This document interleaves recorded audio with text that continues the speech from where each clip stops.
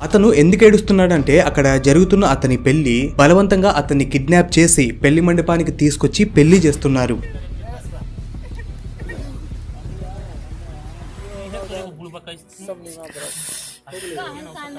Highlight ఏంటంటే ఇతని ఫ్రెండే ఇతని కిడ్నాప్ చేయడానికి హెల్ప్ చేశాడు. ఆ తర్వాత కొందరు వ్యక్తులు అతన్ని గన్తో బెదిరించి పెళ్లి జరిగేలా చేశారు. ఇది కేవలం బీహార్ లో జరిగిన వినోద్ కుమార్ కథే కాదు. బీహార్ లో ప్రతి సంవత్సరం 8 నుంచి 10,000 పెళ్లిళ్లు ఇలా అబ్బాయిలను కిడ్నాప్ చేసి బలవంతంగా చేస్తున్నవే. ఇలా చేయడాన్ని అక్కడ పకడ్వా వివాహం అని పిలుస్తారు. ఇలాంటి పెళ్లిళ్లు బీహార్ లో కొన్ని ప్రాంతాల్లో చాలా పాపులర్ కూడా. కొన్ని రోజుల క్రితం ఒక న్యూస్ వైరల్ అయింది. బీహార్ లోని వైశాలి అనే జిల్లాలో గౌతమ్ అనే వ్యక్తిని కిడ్నాప్ చేసి అతనికి పెళ్లి చేశారు. అయితే ఈ పెళ్లి జరగడానికి 2 వారాల క్రితం గవర్నమెంట్ స్కూల్లో అతనికి టీచర్ ఉద్యోగం వచ్చింది. అంటే గవర్నమెంట్ ఉద్యోగం వచ్చింది. ఈ పాయింట్ గుర్తుపెట్టుకోండి.